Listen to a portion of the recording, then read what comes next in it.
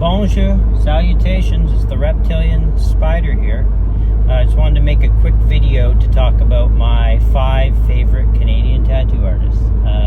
This list is a bit biased. It's based on people that I've met along my tat journey. And if you asked me 5 years ago, it would have been different. Also, these are in no particular order. So yeah, number 5 is going to be Mike Austin. Heavy-hitting OG Canadian tat legend. I knew a guy, Rick Martin, who, this was before I even tattooed, he started getting ink work done, and I saw him in Woodstock, and he had this half sleeve of outline of a dragon from John Austin, Mike's younger brother.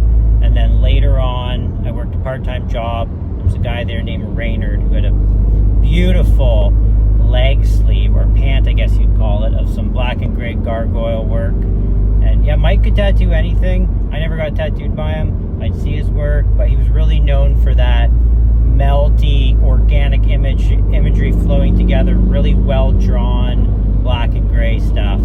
I later on went and got tattooed by John, and that was in a time when getting information on tattooing was very difficult, pre-internet. John would tattoo me and let me ask questions and look at my portfolio and tell me why I sucked. And I was just really grateful for those 2 guys for setting a good standard on tattooing and how much energy you should put into your drawing, how prepared you should be, professional, good guys. I believe Mike's still tattooing, I don't know about full time, but in London, Ontario. But yeah, shout out to Mike Austin and the Austin brothers. Number 4 on the list is going to be Benny Hanya, the Kelowna Cobra. Benjamin Arnold, I believe, is his birth name. But yeah, I met Benny years ago. We have always been good friends. He tattooed a Hanya mask with spider legs on my head, very monumental piece. But always been a big fan of Benny's work. It's you know, he's a 9-round ninja. He's pushing the bold stuff, but they're still always so good, clean, consistent, and I've just always looked up to his caliber of work and just how much intention he puts into his pieces. You watch him tattoo, nothing magical.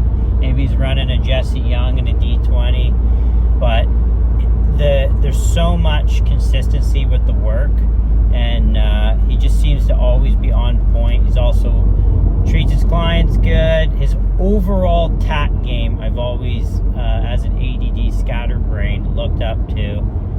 And he's got a great hairline, dresses well. Much love to the brethren, Benny Hanya. Number 4 on the list, number 3, is going to be hailing from Richmond, the Richmond Reaper himself, Gordon Scott. Tattoos in Vancouver.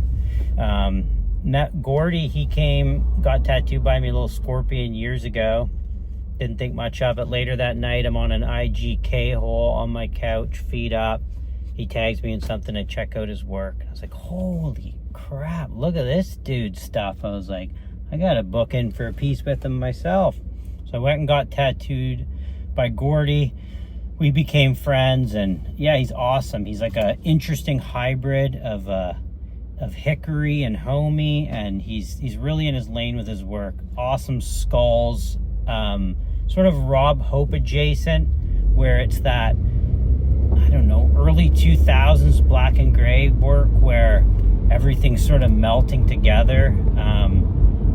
But yeah, the word tough's kind of gross in tattooing, but his stuff's tough looking. Skulls, animals, you know, skin cheese, all the stuff the eye likes to see.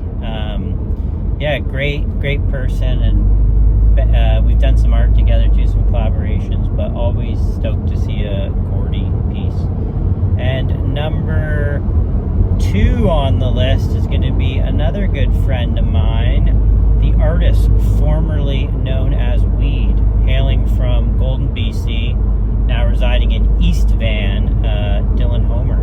Saw Dylan's work. Well, I actually met Dylan at a Saskatoon convention years ago, and I saw his sketchbook, so to speak. I was thinking, whew, talented kid. I knew he was going to be good right away.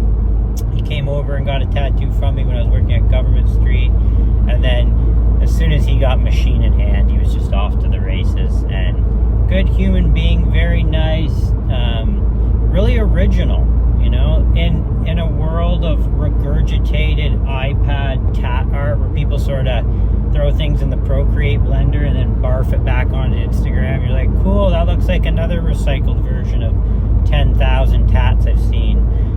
Weed stuff, super original. He does his own kind of blend of black pattern work, and he has his own clear-cut, precise voice in tattooing. And again, another gross word, artist. But he's an artist, and he brings originality into every piece that he does. Love you, Weed. You're one of the good ones. And number one on the list, Canada. You know, we got Great Lakes, we got oceans, lots of water, but in terms of style, you could call it a desert. Nobody's giving Canada awards for the best style in tattooing. We got pigment pushers. We can color your shoulder orange, but in terms of style, she gets a bit bleak. But then there's this human, a shape-shifting human that goes by the name of Water Street Phantom. Apparently he was born in Calgary. I don't know. That's the rumor I heard. But one of my favorite artists, just such a sick artist. He can do crazy detailed, insane paintings, but like style, his drawings and style are insane, but when you look at his tattoos, they actually really breathe. There's tons of skin, they're interesting, there's areas of shading, but the whole composition, you can read it from 10 feet away. I actually have him muted on the internet because sometimes on a Monday morning when the negative self-talk comes in, you know, you don't want to see a Water Street Phantom tat.